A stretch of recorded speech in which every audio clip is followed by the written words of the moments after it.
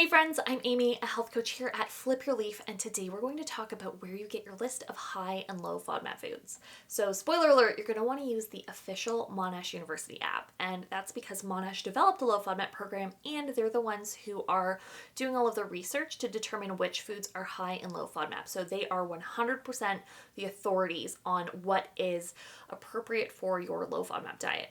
So I know that there are a ton of free lists and apps available. You might have even gotten a list from your doctor or your dietitian, but there are a couple of problems with these kinds of lists. And the first one is that most of the lists and apps that I've seen use a pass or fail system or a high and low FODMAP system. And this is an issue because the low FODMAP diet proper is actually based on serving sizes, not like good or bad foods.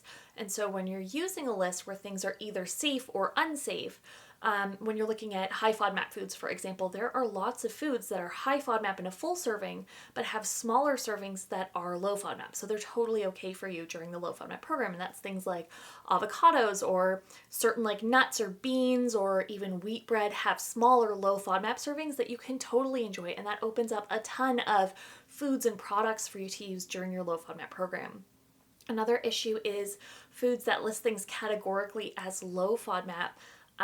There are many low FODMAP foods that actually become high FODMAP in larger servings. And so you might be packing your plate with things that are listed as safe and then experiencing symptoms and thinking like, the low FODMAP diet isn't working for me. This isn't right for my body, when really you were eating high FODMAP servings of low FODMAP foods, if that makes sense. So another thing that we would want to ask is, where are these apps and lists getting their information from? So many lists and apps just gather their information from the Monash University app.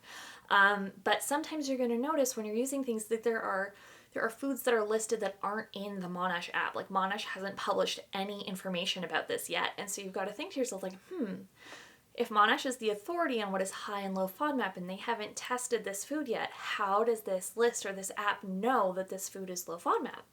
And sometimes it's because they're basing their rating on another food that's been tested. So just as an example, say like apples are tested and there's a food that's very closely related to apples, and apples are high FODMAP, and so we're assuming that this food is high FODMAP, or something was low FODMAP and so we're going to assume that its neighbor is low FODMAP. And Monash has proven time and time again that we do not know the FODMAP content of a food until you actually test it in a lab.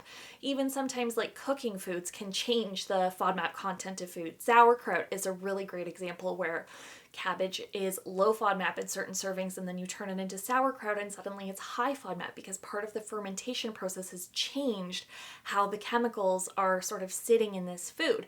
And we can talk about this more in another video. I get very excited about these kinds of things. I'm sorry, we got kind of off track. But the idea here is that we really don't know what's happening in a food until we actually lab test it. And another thing to consider is that Monash cutoff, like the cutoff that they're using, so like something pops out of their machine and they're reading the report, like the cutoff that they use to say this food is high FODMAP or this food is low FODMAP is proprietary. Like it hasn't been published to the public yet. And so when a list or an app is telling you that a food is high or low FODMAP, like how are they determining that if Monash hasn't told them that?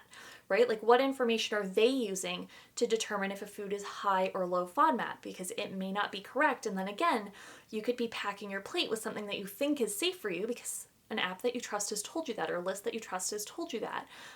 But the truth is that they don't know. And now you're eating high FODMAP foods without realizing it, these sneaky FODMAPs, and you're having symptoms and you're thinking, this low FODMAP program isn't working for me. And it's really just that you're not following the low FODMAP program proper. Another great thing about the Monash University app is that in addition to knowing which foods are high or low FODMAP and in what serving sizes, the app has notes that will give you additional information about the food. So some foods have no FODMAPs and you truly can eat them freely, and the app is going to tell you that. It's also going to tell you if a food is low FODMAP but it's a general gut irritant. It's also going to tell you if a food is low FODMAP but it's known to cause a secondary issue like heartburn, for example, so that you can really take control over what you're putting in your body. You can really make informed decisions when deciding what is right for you and what is not right for you. So just to recap our idea for today, when you're looking for your official list of high and low FODMAP foods, you want to use the official Monash University app. They are the ones who built the FODMAP program. They are the ones who are continuing to research what is high and low FODMAP. And by using their app, you're going to have the most up-to-date information in your hands at all times. Now, I know that that is a ton of information to take in, so if you still have more questions about how to start the low FODMAP program, what you can expect, questions like, are we dairy-free? Are we gluten-free? I know how overwhelming this is, so I have a free low FODMAP mini course. If you are a beginner, hop in there. It's going to answer a ton of frequently asked questions. It's totally free. I'm going to pop the link in the description box below, but before you go, don't forget to subscribe to my channel. You will get a ton more information about understanding IBS, the low FODMAP diet, and really how to make your body feel like home. I'll see you in my next video.